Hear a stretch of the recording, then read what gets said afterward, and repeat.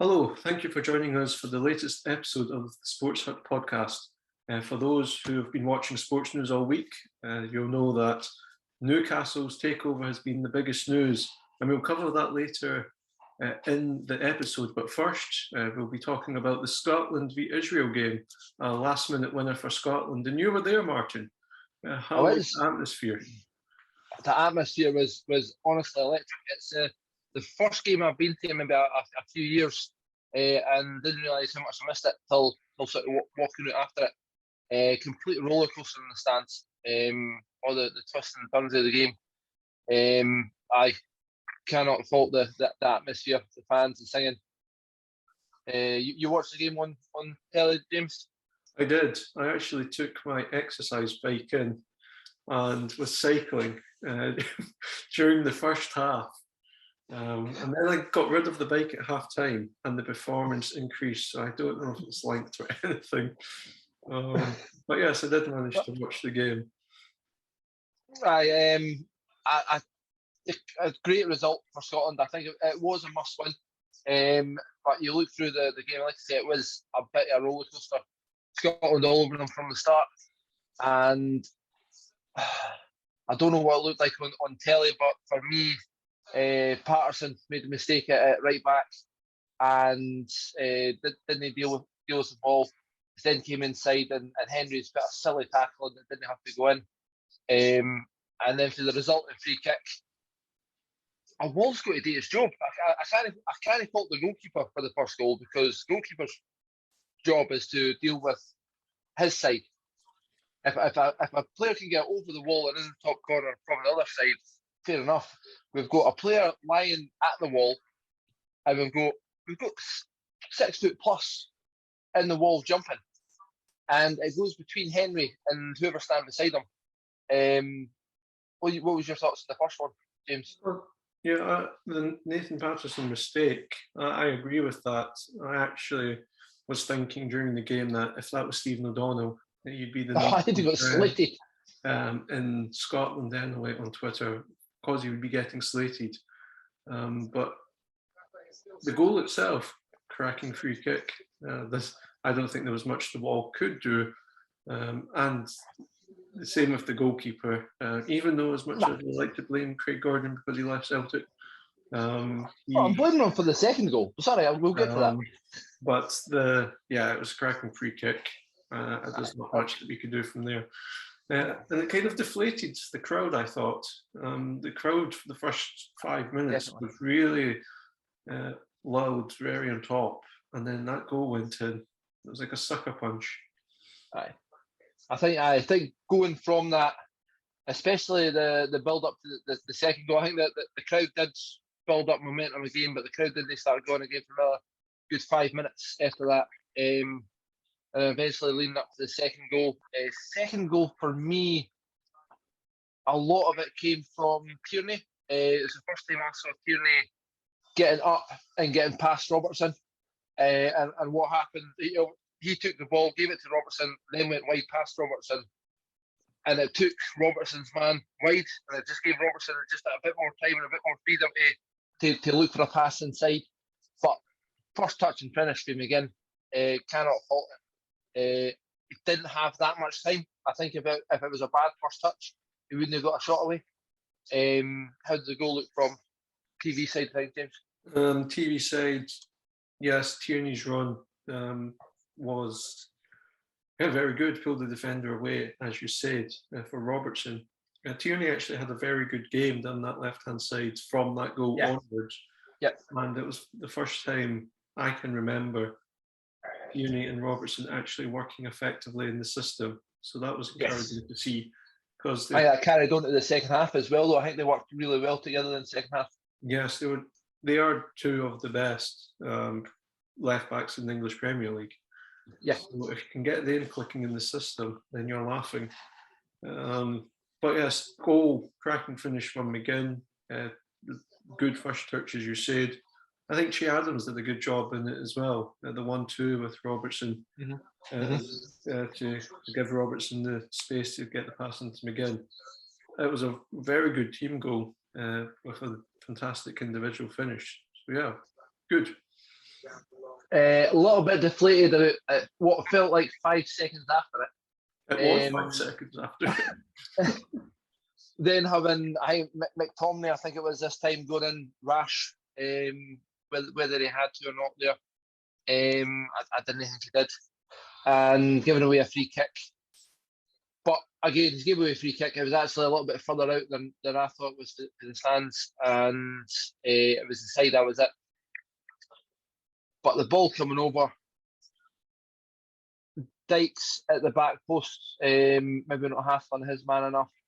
And then nobody falling in. And Dykes was the furthest man back. And then as Dykes is the furthest back, I think the commentator, right, also highlights, and then as mentioned, Che Adams not tracking back. But within the team, fair enough, there's only 3 or 4 actual defenders, 2 or 3 actual defenders in the team. So maybe McTominay's first reaction isn't to go to the line, but Henry's should be, again, as soon as the ball's past you, you need to get it back in and get behind the ball.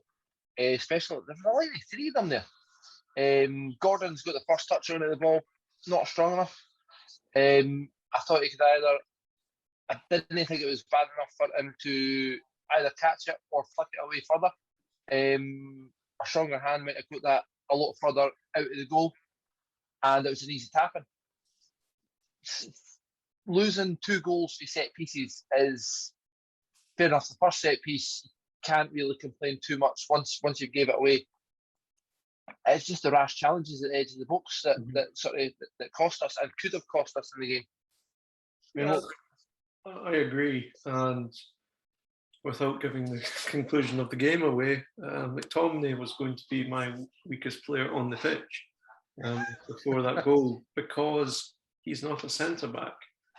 And at that point, he had lost the ball a couple of times as well. He had put a couple of silly tackles in, and from what you expect from playing a centre midfielder in the position of the right centre half, you expect him to keep the ball, move the ball, and the distribution side of things, that's his part.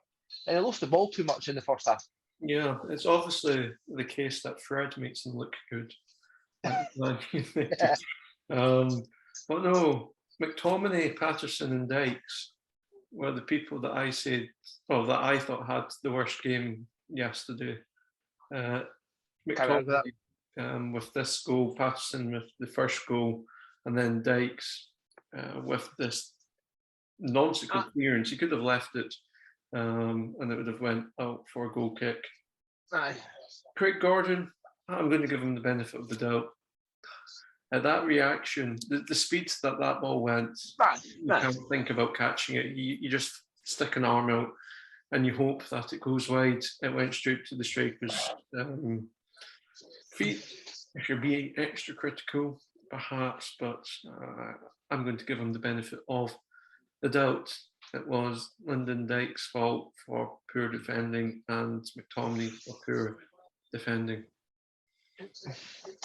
Can't really argue too much with that. I think going from there into the second half. You missed a point. You missed a big point. Oh, I do apologise. Now, looking from the other side of the pitch, this one I wanted to forget about this. Scotland, after their second goal, did manage to put a lot of pressure on it again before half time. And I think throughout the game, I think Scotland were the better team.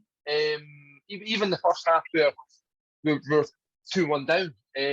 But the ball breaking at the edge of the box, and Gilmore, who I thought had a really good game actually, going in for it and getting caught right on the edge of the box and penalty given. So we'll talk about the penalty given first. How bad was the tackle, James? Watching it from telly, I was the other side of the pitch, so I didn't quite see it. I thought it could have been a red. My first reaction was, that's never a penalty. That's not in the box. My second, which is what I thought from the other side of the pitch. You know? My second reaction was, that's quite harsh. He's tried to block the ball and missed it, and then VAR kicked in. And then I looked at the highlight and went, crikey, that's a Stonewall penalty. So I was lambasting VAR in the podcast last week, but that's when it came in good. We'll get a bit more into VR a bit later. Yes, but no, yeah, I agree with you. Billy Gilmore had a fantastic game. I think man of the match. And yeah, it was a penalty, but it had to be viewed a few times before it came to that. I don't think it was a red card though. Yellow would suffice. It wasn't like time wasting with a throwing or anything. It'd been a red card at Ibrox. No, it wouldn't have been. No, it would have been. Yes, it would have been. It was against the team in blue. My apologies. Aye, so you look at that. That's fine. Great. Got the penalty last minute and a half. You're thinking it's a great time to get a penalty because they've not got any time to sucker punch you on the other side, like they did in the first goal. London Dyke steps up, takes the penalty up. I wasn't overconfident because Marciano is obviously an ex-Hibs player. Not too bad. It's not great at penalties, but I seem to remember him doing well in a couple of penalties. London Dykes tries to smash it down the middle, on the deck down the middle, which is my issue with it. And Marciano stands tall and makes the easy save. Is there anything wrong with that penalty, or is that a great penalty if the keeper goes one way or the other? Yes, but statistically, a keeper should stand at penalties, and that's why. Oh, definitely. But when I was watching it, my first thought went back to when I was much younger, and it was Barry Robson would take penalties for Celtic. I would say, why does McGregor just not stand up in Old Firm matches? Because Robson will just blast it down the middle, and McGregor would dive. Barry Robson would put it down the middle, and we score. Marciano obviously did his homework, knows that Lynch just blasted down the middle and stood there, and it paid off for him. Have you ever tried it though, James? You're a goalkeeper. I've played in goals. Yeah. It's if somebody's running up to take a penalty, it's actually difficult to stand there because you get to the point that they're a couple of steps away and think, no, it's gone that way. And I've done it a couple of times where I've thought, right, I'm going to stand for this one. And I think there was actually one time where I thought, fuck it, I'm going that way. And I've made the save. I'm just looking at the shape of his body running up, and I've made the decision late on, which usually means kind of quite up at the corner. But you sort of the body shape, a couple of steps before the strike, will usually tell you where they're going. But have you ever stood in the middle for a penalty, James? I have. I'm not going to give away my technique. I do have a technique, and it worked. I saved a good penalty at Fives a couple of months back. I still remember it. But no, Morgan take that. It was a good penalty, but so yes, the best way to summarise it is like a game of chicken. And you want to, by your instincts, rational instincts is stay up. But when you see them running, you're like, if they put that in the corner and I'm just standing here, I look like a fool. So you say it's much better that way to dive because people can say, oh, he just dived the wrong way. But yeah, I look at the team and I think, well, just even penalty takers, they should be good technical players. And I look at McGregor and Gilmore, and I think at least they would put it in the corner. Even McGinn, you look at those the players. I even reckon Jack Henry would take a penalty. And you look at some of the penalties, especially the type of footballers you expect to be nowadays. A lot of defenders are best penalty takers. I can remember Maguire's penalty against Italy, banging it in the top corner. But I think you're right in a sense that more technically gifted players should be taking penalties as opposed to strikers sometimes, because strikers work on instincts and balls moving all the time, whereas free kick takers and midfielders are usually a bit more technical with the ball. Yes, but whilst he showed us why he shouldn't be a penalty taker, he did show us why he should be on the pitch. I think throughout the second half, I'll talk about half time first. When half time hit, how was the pie?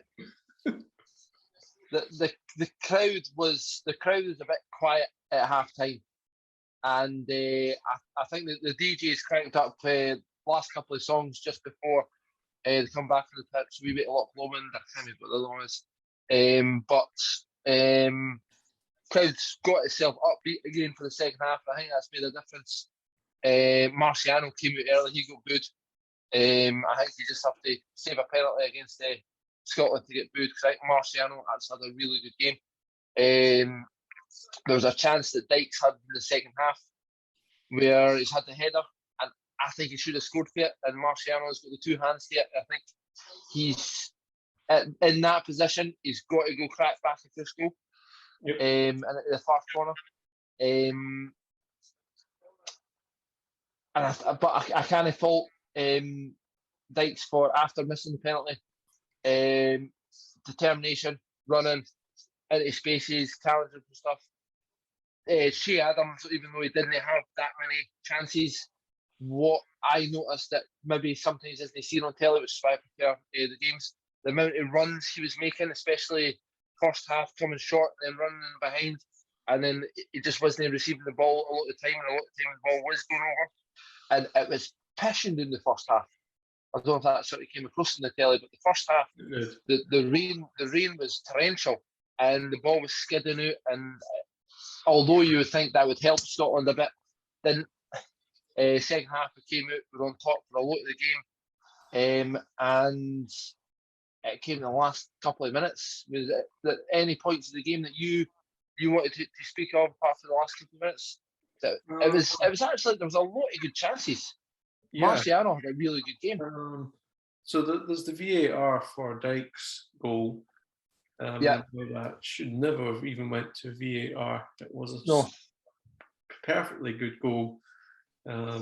Head nowhere near the foot. But there was that. But then after the goal, Israel got their only chance of the half, and they should have buried it. Yes, I think from that chance as well, obviously the goal that went to VAR, ball came in and he's got a contact on it into the goals. And you can see when his foot came down, the foot's caught the shoulder. But surely the boy that's rolling the boot holding his face, he's got to get booked for simulation. It wasn't even near his face. He didn't even go off the pitch because it was a booking. But then it was rescinded. But Dykes put his foot in where it needed to be. Another great goal. I think it was McGinn that put that in. Robertson. Robertson put that right enough, because Che Adams done the 1-2 with Robertson, and Che Adams chest back to him just about went out to play. Yeah. Robertson took it wide and put in. I think that again, just grit and determination for Dykes, which is what he's good for. Where he lacks in ability, he is making up for in the grit and determination. The chance that I felt that Israel had that you're talking about, Patterson was actually caught too far up the pitch, and you can see him miss his chance. I can't remember what he missed. It was he lost the ball, and he kept running, and he started to put his hands in the hoarding, shook his head a wee bit, and then he started jogging back. And as he's jogging back, he's left McTominay with two players, and it came from that side and it came across. Patterson, I think he did grow into the game in the second half, did a lot better, but needs to be better. I think that position is a worry for Scotland. I think Patterson will be that player in the future. It wasn't great against Israel. Southampton's YouTube channel did an interview with that Livermento, and he declared on the video that he could play for Scotland. What? Yeah. Sign him now. That's O'Donnell never getting a game again. Yeah, Shea Adams should be getting onto him and say, get right onto him. Because that would be that right back solved for 10, 15 years. Yes, definitely. I think you look at the team, we'll get to the rest of the game and then we'll look at the team. So with time running out, I think it was chance after chance for Scotland. We held the ball well, we passed the ball well. Gilmore, as you said, tremendous on the ball. There's a couple of bad passes to Gilmore, and he just made it look easy. He would just keep himself between the ball and the player, move away, created space all over the pitch, demanding the ball constantly. McGregor the same, to be fair. One player I would like to give a shout out to was Ryan Christie when he came on. It was one of the things when he came on, I'm thinking, fucking no bring him this, but on at this point we need a goal. Mm-hmm. Yeah, no, I could see that, but at the same time, I could see what Steve Clarke was thinking, and it was getting somebody slightly deeper, so Israel had to push out, and it created the space for the John McGinn chance in the 89th minute that she should have scored. Aye, again, straight at the keeper. I don't know if it's a wee touch he needs to take a shot because I think he had time, or just be a bit calmer in that. Which I can't fault John McGinn at all. He was, again, another one of our best players. Yet again, really impressed with him for Scotland over the past, since he started playing. I think his first couple of games he was man of the match. I can't really fault him for any of his efforts for Scotland. But then the moment that we'd long been waiting for arrived. Oh, and it came to a corner, which I don't think we didn't have a lot of great stuff on the corner. I think we got McPhee that's came in to do the set pieces, and it just seemed like all the corners, the 6-yard box was packed. There was a couple. I think there was a goal that was ruled off for Kleiman against Marciano. There was a foul on Marciano where Jack Henry's pulling his top. I think John McGinn must have hit a shot for the corner flag. So I don't think we had a great deal from corners that was great chances until the 94th minute where the balls came over. Henry's got the flick on for the front post, and then it's McTominay who somehow manages to bundle it in, sort of bouncing awkwardly for him.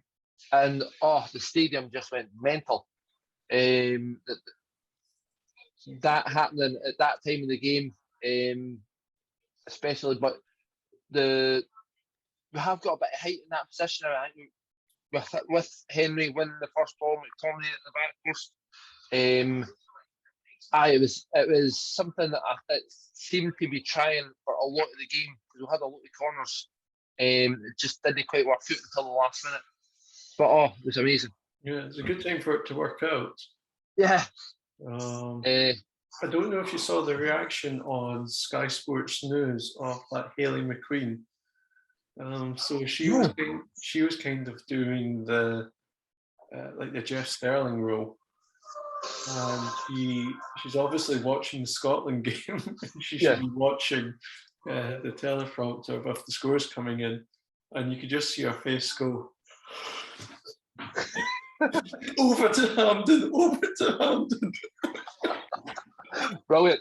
It was fantastic. I know even in my house, it was me and Bitsy, my puppy.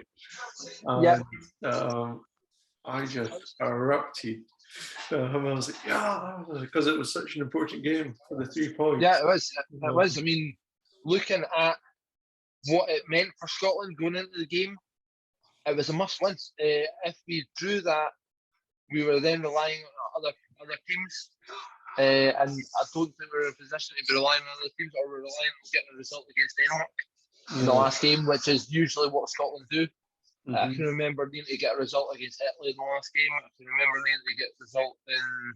That was 2007, and Alan Hutton got sent off. Yes. And it's things like that, and we got cheated out that game. I can't help but remember. And we just always seemed to...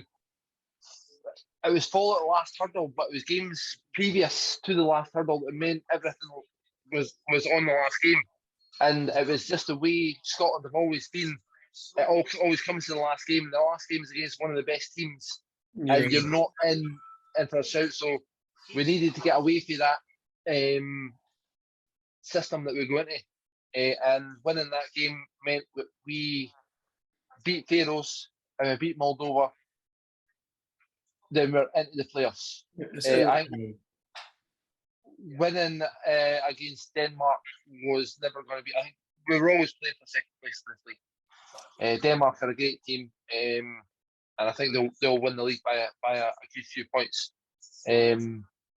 But always play for second place, and this gives us the best possible chance to do it. Israel aren't a bad team. 2 or 3 good players. Their striker is that Zahavi, the number 7 that scored the free kick. Great player. And I think Scotland would love to have a player of his quality in their team. We have got that, but what we did have was the midfielders are just better than this. And we kept the ball a lot better. Gilmore played at his skin, McGregor, Robertson and Tierney linked up extremely well. Jack Henry, I thought, actually, apart from the free kick he gave away, and I think 1 or 2 times that he gave away possession, he actually played really well.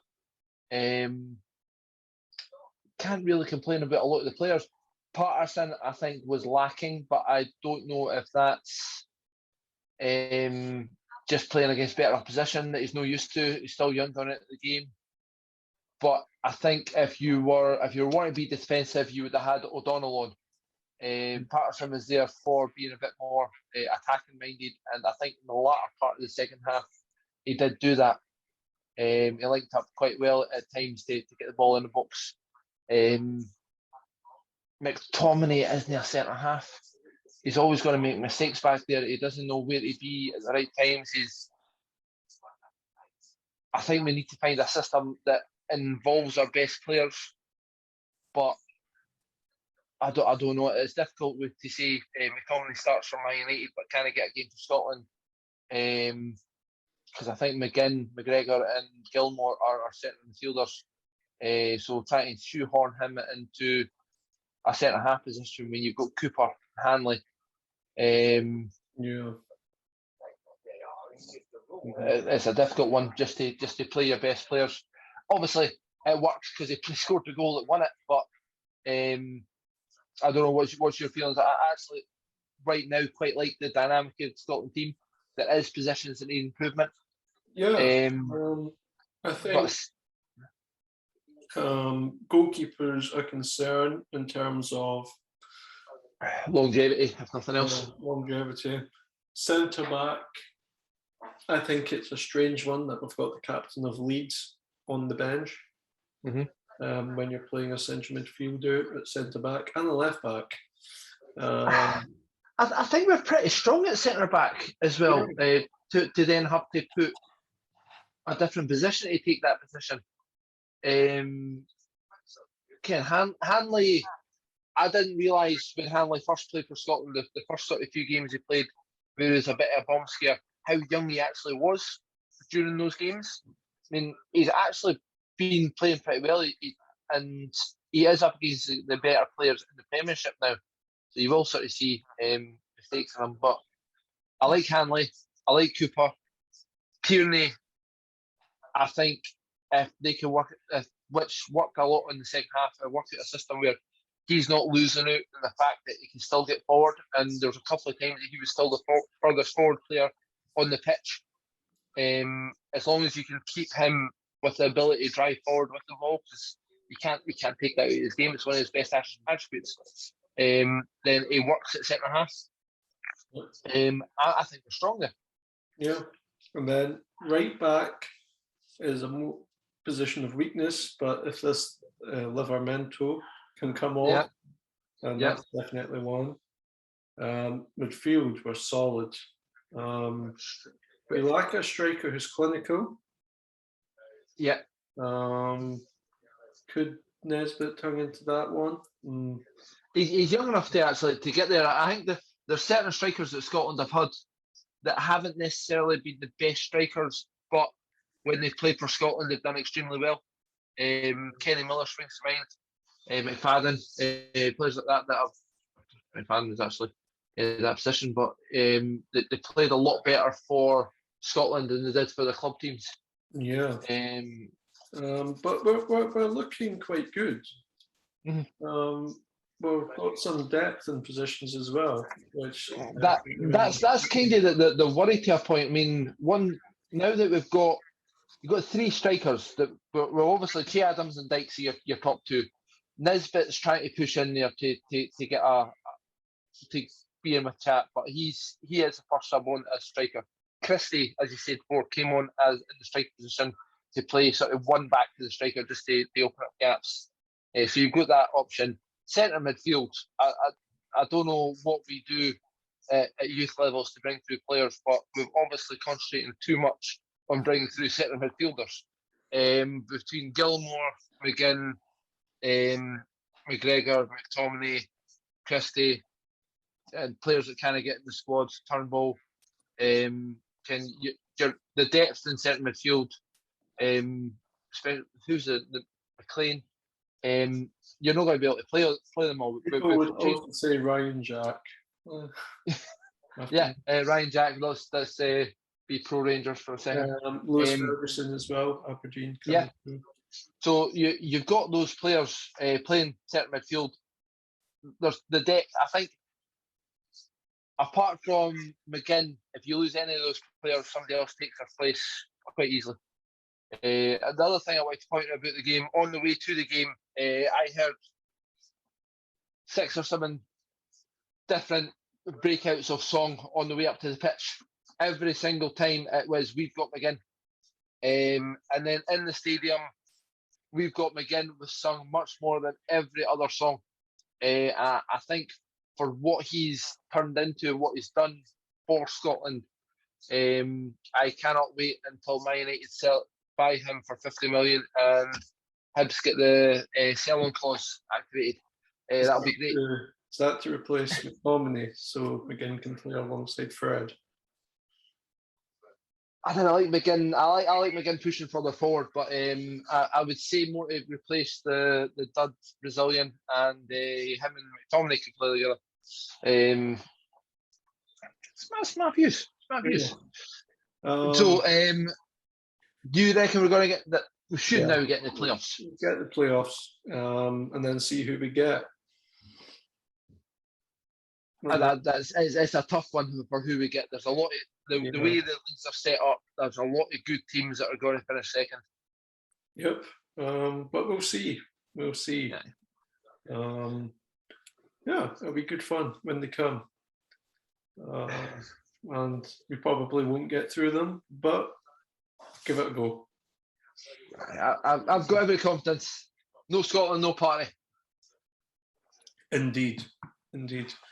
The other home nations and the Republic of Ireland also played this weekend. I don't know if you want to do a quick overview of those games. Yeah, I'll do a quick overview. I didn't see them all. I saw bits. I saw highlights of some of them. So I'll make through what I can first. So you've got the Czech Republic against Wales. 2-2 draw. Biggest talking point, goalkeeping errors. Now, the back pass. Now, we've both played in goals. I've never liked a back pass. You see a lot of goalkeepers going outside to the side of the goals to receive the back pass. So when they do fuck up, it just goes out for a by kick, which is fine. I don't know. He tries to control it with his wrong foot for me. He goes across his body to take out his right foot and push it out, and that's the only thing he does wrong. It bobbles over it, goes in the net. Has it happened to you before, James? It's happened to me. It's happened to me. I went to kick it, missed it, and went under my foot. I can't remember it happening to me in terms of missing it, the ball going in. I've miskicked it and gave it to a striker who's put it in. I've never done that as well. So I've actually miskicked it from a by kick. Miskicked it, went straight to the striker. I've sprinted for my goals to sort of block the angle. He shot. I've slid tackled, hit with my toe. It's hit the post and went back that way. It's probably one of my best saves. I probably should have went with my hands. But I think Ward should never make a mistake. I think he's made a mistake for the other goal as well. that they scored. Czech Republic have turned into a decent team. I mean, we've seen them play against Scotland in the Euros. They did well in the next round as well, but they eventually went out to, I think it's Denmark. Tell me who they went out to. So, a decent result for Wales away to the Czech Republic. Yeah, and despite the goalkeeping howler, if not two mistakes, Yeah, cracking goal by Ramsey. Oh, Ramsey's a great goal. So much And composure. Dan James getting on the score sheet as well. He's not really kicked off at Leeds yet, but he looks a good player. And two each away at the Czech Republic. That's a good result for Wales. It's 2 points dropped, but I think you take it before the game starts. You do. Azerbaijan against Republic of Ireland. Now, James, I'm sure you want to take me through this. How has Kelly been getting on in the managerial sense for Republic of Ireland? What's his record like now? Lucky 13, because he went 12 games without a win, 12 competitive games without a win, which is not good enough for Ireland. Ireland's not as good as they used to be, but they've still got enough to have a much better record than that. Before the game, away to Azerbaijan with the record, I was a bit nervous, but the result, we got it, performance was okay. We move on to the next game. I've got a winning streak of 1. Let's hope the momentum continues. So next game is the pub team against England after the fire took hold of the stadium. England's second string, basically. 5 goals. Should it be more? I watched the highlights. Yeah, so did I. That's as much as I go.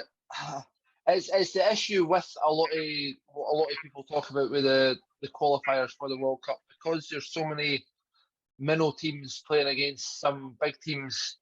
The big teams aren't really in there. It's not advertised. A lot of people will only watch it. It was always expected to be an England win. I don't think anything else would have been accepted. Yeah. But 5 goals. Foden played well. I heard Grealish got his first goal for England. Yep. Tammy Abraham looks good. Yep. Looks like Tammy's done well. Right. Yeah. Been doing really well for Roma, actually. Yeah. Obviously, Mourinho teaching him how to play football. Yep, that's it. Yeah. I'm glad he bypassed a couple of teams before he started doing his job again. Yep. England played well. You talked about winning teams. One thing that I saw this week was it Luxembourg or Liechtenstein? One of them, one small European country that starts with L. We apologise to the other small European country that starts with L in case it wasn't you. But one of them, their under 19s defeated Belgium 1-0, and then they drew nothing each with Switzerland. And I was thinking to myself, oh, that's interesting. We might actually have a very small European team that's actually having a generation coming through that will be quite good. So there's hope for Andorra.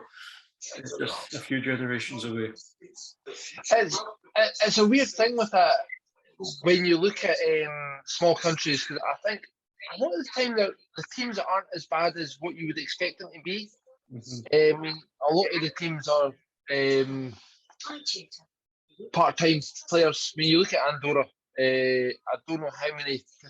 They're not full of professional players anyway, and they only got beat 5-0 for England. And these are guys that are on a lot of money per week to play football, and they're set up. They do their job.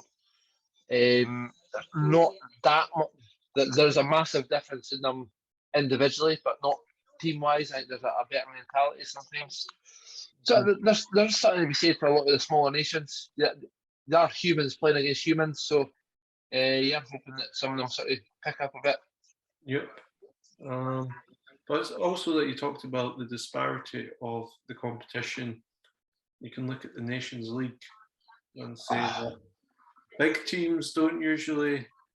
You've got, let's see if I can remember, France v Spain tonight, I think it is. Yeah, well, France beat Spain tonight. I see them lifting the trophy. But yeah, if you didn't own, who knew the game was on? It was extremely poorly advertised. I think I saw something about the third. There was a third place game as well, in case you didn't know. Italy against Belgium, and yes, Italy won. I don't even know. I think it was 2-1. I can't remember who to. But it was second string teams. Lukaku was playing. Jorginho was on the bench.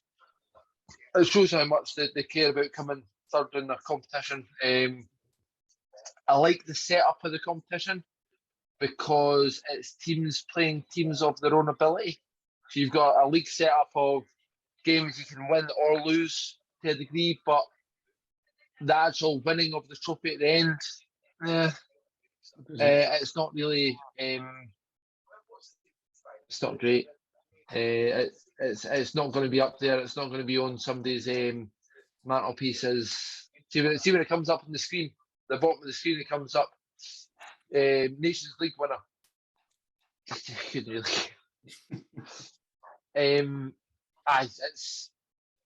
I like the type of tournament it is, but it's just not got the gusto. It's not got the proper, not regarded as a major tournament, which it probably should be. I mean, it is the best teams playing against the best teams. It's probably more of a showing who's a better team than the Euros is, because obviously Euros is a tournament format, whereas this is more of a league format for longer and playing more teams that are better than each other playing against each other.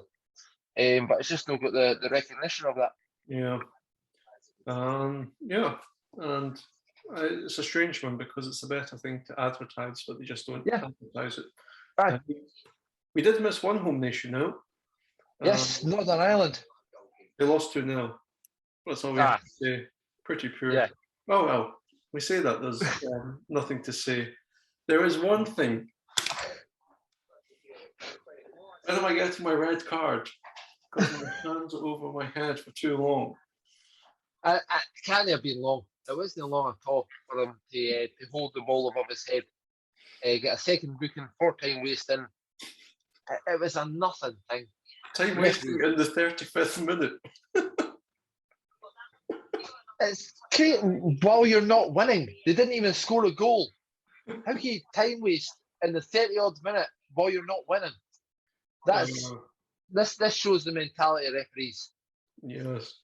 Bob, you should be on here explaining yourself. I am gutted Bob's not on here right now because I went through him. He defended the Porteous red card. I'd have loved to see him trying to defend this one, because this was never a red card. Even Stephen Craigan, the co-commentator for that game, he was fantastic. You have to remember the context. It's just something off. You changed the game. I was like, I think he does know the context of a red card. Yeah. He's a referee, Mr. Craigan. But no. It's unbelievable. It was. It's not the worst red card I've seen, but it's up there. Yes, I think we'll come back to that later. Yeah. But that was the international break, or the first part of it. Now to the big news story of the week in the world of football, which was Newcastle's takeover is finally complete. It has been going on for about 4 or 5 years. I think as far as Newcastle fans have been wanting, it's been like 13 years that they've been trying to get somebody in. Yes. Mike Ashley having this 14-year reign drawn to an end. yes, the reign of Mike Ashley come to an end for Newcastle fans and replaced by a consortium fund which is very closely related to the sovereign fund of Saudi Arabia. The big question that surrounded this takeover when it was happening was Amnesty International criticised the deal, saying that English football should not be embracing money from regimes that have abused human rights.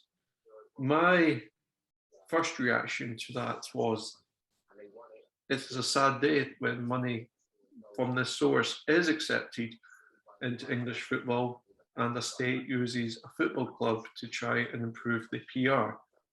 And then I remember Roman Abramovich of Chelsea couldn't get a British passport because he couldn't disclose where his money came from.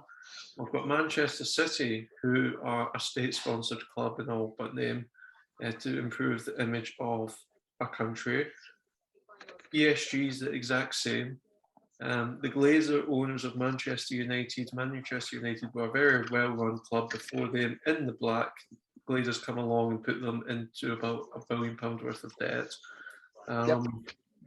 So there's bad money sources in football. It exists, and Newcastle shouldn't be denied money because we decide to start imposing morality onto football just now.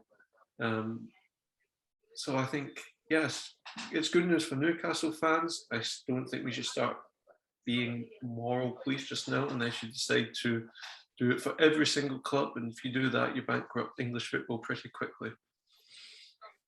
What do you think, Martin? There has to be ethics in money. That you can't just. And I think Newcastle fans were one of the fans that done it with when Wonga sponsored the strips. Wonga were the sponsor, and Newcastle fans straight away weren't happy about it because the Wonga make their money from ripping off people that didn't have money with stupid APR rates. I think there has to be ethics in football, and again, it has to be where you draw the lines in it.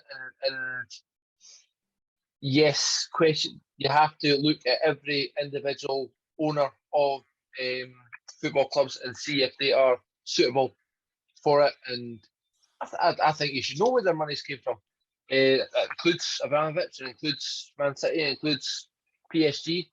You can retrospectively do it, but you can't just let anybody who's stolen money, laundered money.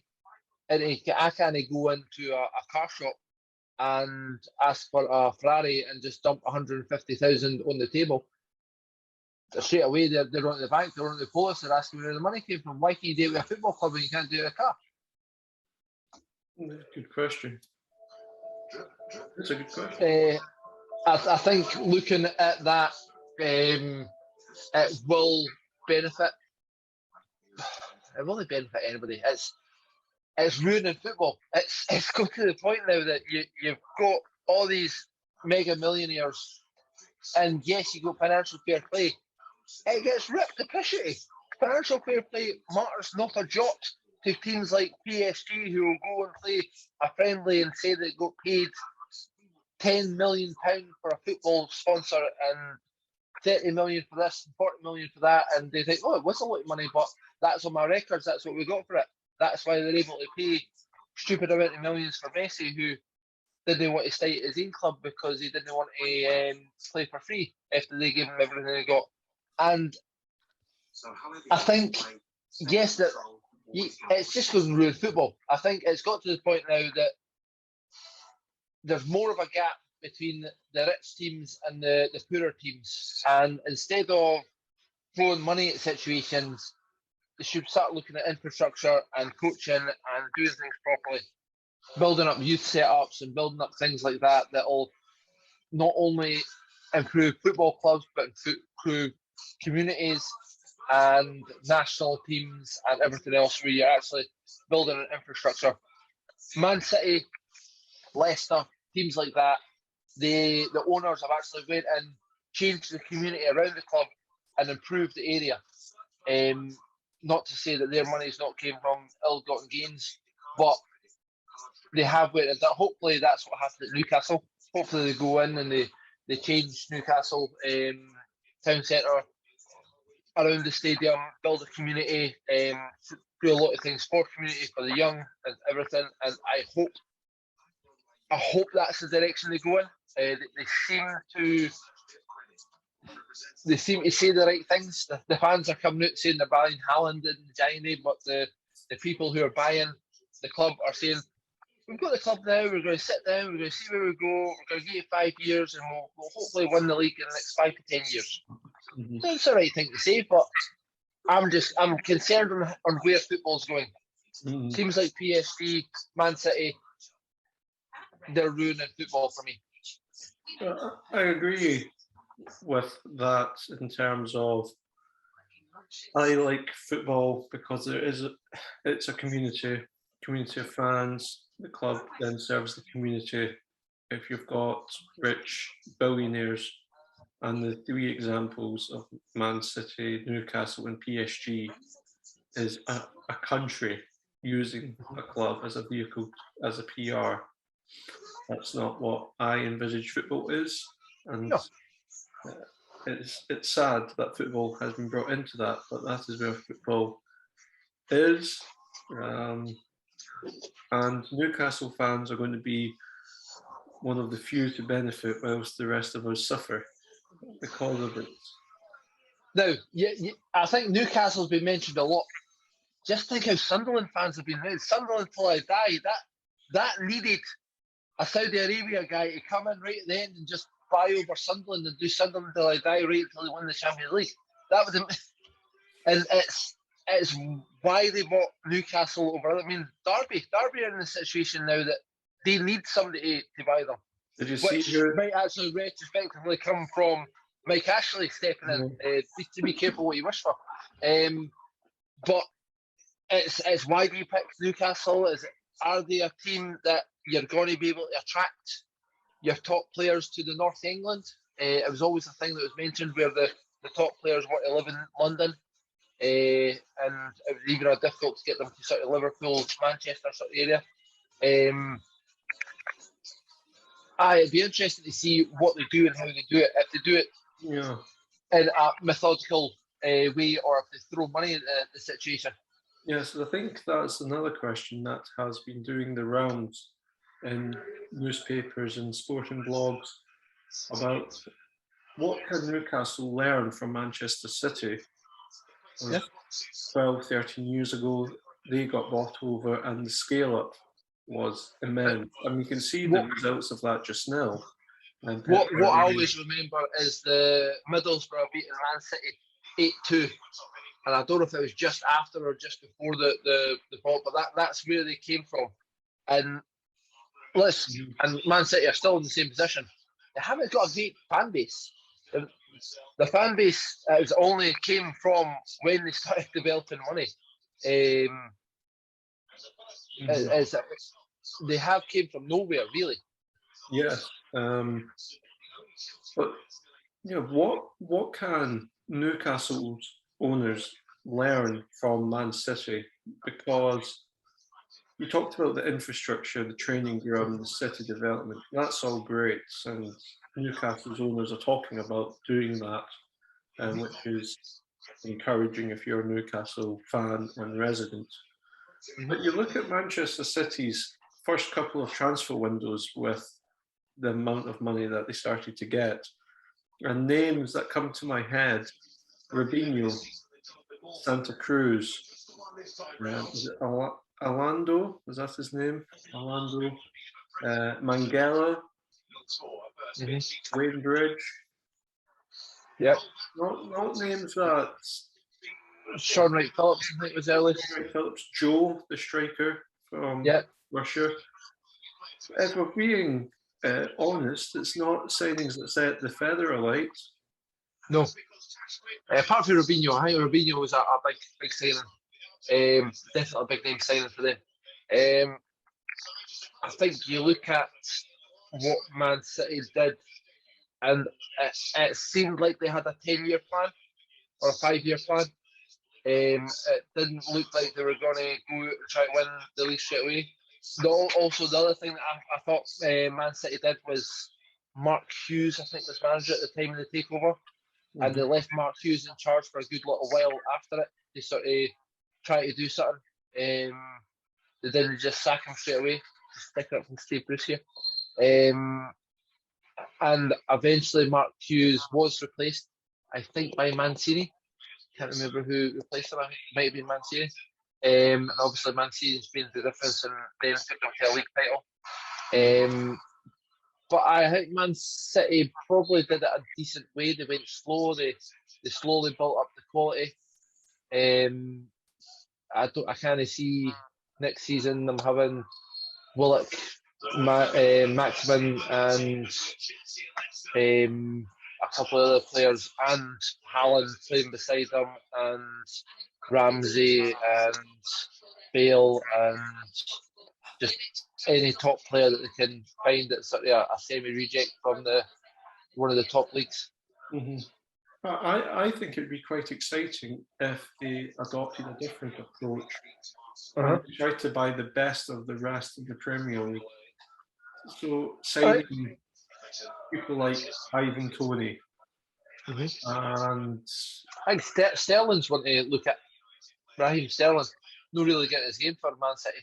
I don't think he'll join Newcastle at this Good stage. point. But yeah, young up-and-coming players who could have a reputation to grow. And I think that goes on to the next point that I wanted to talk about. You mentioned Mark Hughes and sticking up for his former Manchester United teammate. Yeah. Bruce. Well, he's getting sacked.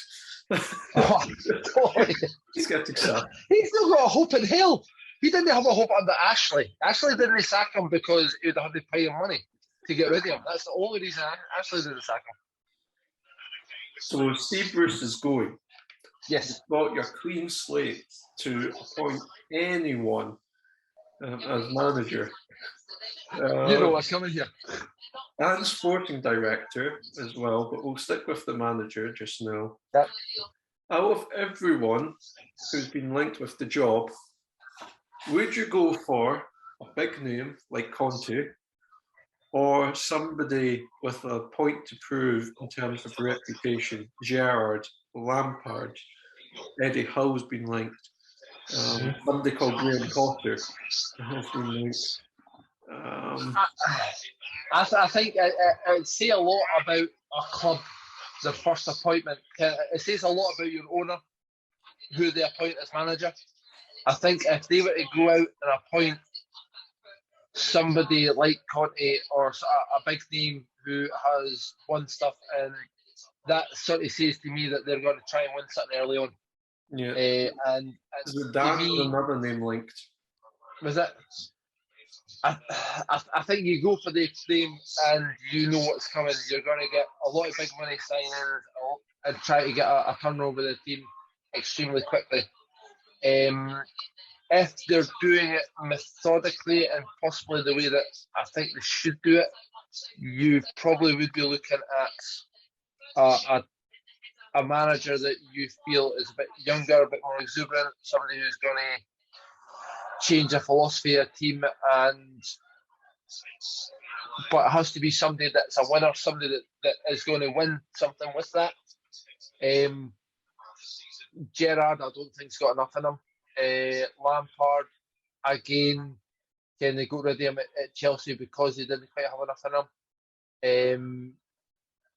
I don't think Eddie Howe, after leaving Bournemouth, he's been out of the game for a little bit and sort of been potting about leaving Celtic in the lurch and everything on the build up to it. Potter is probably a good shout. No, he's not. No.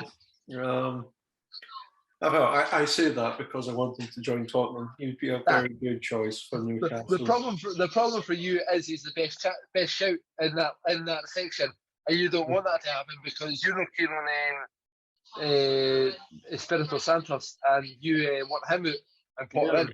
That's your issue. Yes, I think Potter would be a cracking appointment for Newcastle. The thing that I fear for Newcastle, for this position as manager, I think this manager that they appoint won't win them the league. No. Not unless he's there for 5-6 years. Yes. And with that, I think it's a job where you're destined to fail. Mm-hmm. Because people think you've got billions to spend and you didn't win the league. So if you're Frank Lampard or Gerrard, you're thinking, my reputation's going to get ruined. Eddie Howe, he couldn't cope with Celtic's pressure, so imagine the pressure of Newcastle fans. He's not going to take it. Graham Potter, he's a man up for a challenge. So I think he'd consider it. And I think he might take it, particularly if they appoint Ralph Rangnick as sporting director. So there, I don't think it's going to be somebody like Conte or Zidane at this stage. It's too early in the process. Yes, I agree completely. I don't think Newcastle aren't winning the league in the next 2 or 3 years. Mm-hmm. And the manager that takes over is either going to be there for 6 years to see them win the league, or he's got to be the stepping stone. And I think there's a lot of managers that do that pretty well. I think obviously different teams and different abilities, but when Leicester won the league, Pearson had the same team as Claudio Ranieri had, and I think he done a lot of the groundwork to what Ranieri then took and pushed over the line. I don't think Ranieri would have been able to take the team a year before and they haven't won the league. Yeah. I think Pearson did a lot of the groundwork to then let Ranieri win it. So I think that's what Newcastle needs, somebody to go in, take a team from the ground up, because let's face it, you look at that team, how many of those players do you think should be in a team that's in the top 2, 3 in that league? Joe Linton. The little knock for our troubles from Ashley Hunter. I joke. Maybe St. Maximin, and that's that. Apart from that, you're not going to have. So it's a complete redo. Okay, you've got to take the first team players and turn them into backup players, and then slowly push them out the door. Mm-hmm. You give a lot of players chances. I remember when Man City did it.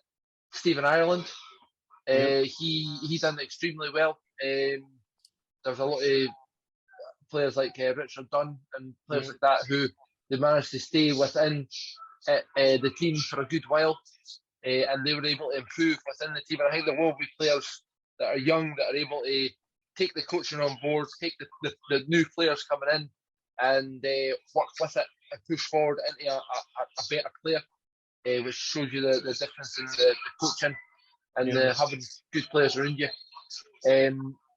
I can see that happening with a couple of the players, but it's a complete rip out and start again. And I don't think Zidane, Conte, players like coaches like that have the time to do that, to basically work with Pish and try to turn them into something. I don't think that's. We spoke about this in an earlier podcast. I think there's certain tiers of manager, and I don't think your Mourinho, Zidane, players like that, coaches like that, are coaches. I think they're managers of big players. I think they need a coach to bring them up to the first step. Yeah, no, I agree with that. So it'll be interesting to see who they appoint. Let us know in the comments who you think should be the Newcastle manager and who their first signing should be. Who do you think the first signing will be, James? Before we move on, I think it'll be Coutinho. Coutinho.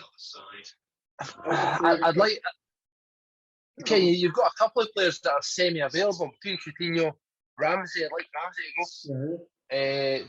See him back in England. Good player. Bale. It's semi-looking, because they're not an established team yet. You're almost looking at semi-rejects of the top teams to start building up. Anthony Martial. Rashford. Yeah. So there's quite a few choices there. There's some ideas. Let us know even more in the comments. And we'll go to our round table. We talked about the ridiculous red card in the Northern Ireland game earlier, which kind of prompted the discussion of the most ridiculous red card that you've ever seen. And so again, let us know in the comments below, what is the most ridiculous red card that you have seen? I think I'm going to start with sharing mine. And I've got 3 obvious ones, I think.